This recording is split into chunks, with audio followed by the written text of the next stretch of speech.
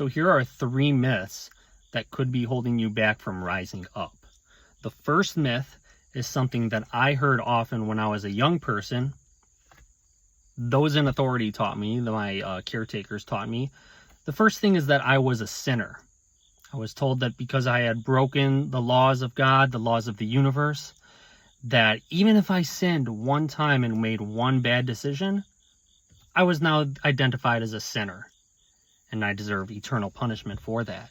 See, the truth is you're not a sinner unless you accept that label. The truth is you are here and you're a winner. So applying that negative label, a sinner, to yourself is just incorrect, unless you want it to be. The second wrong thing that I heard growing up is that I am fallen. So I was taught in the theological space that humanity, because of the sins and the mistakes and the bad choices of all my grandfathers for generations on past, had flowed down into me. Maybe it was genetical, maybe it was more inbound thing, but it was part of my inherent nature that we were fallen and that we were not up into the state of godhood.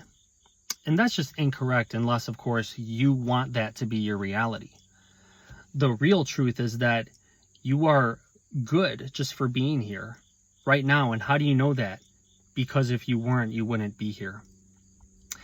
And the third thing that could be holding you back from rising up is you are worthless.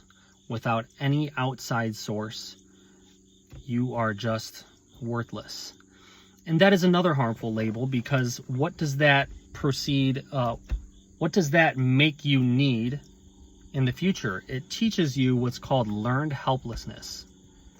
So learned helplessness is what happens when you've made a dependence on something outside of your own being to give you joy, to give you peace, and give you fulfillment and perfection. The truth is that if you accept this, you are complete, worthwhile, and whole just as you are.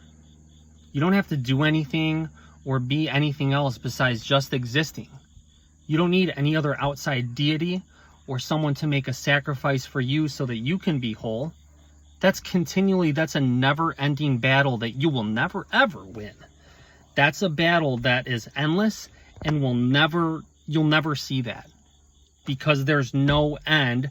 Once you feel that you've gotten forgiveness and you get that temporary band-aid over that wound, there's going to be another journey to take. And if you're looking for that outside stimulus to give you wholeness, there's no answer to that question, my friend. That's just asking for a lifetime of sorrow, pain, and always chasing without being. And once you be first and let every single thought and action from your life emanate from that realization, then and only then will we achieve ascendance.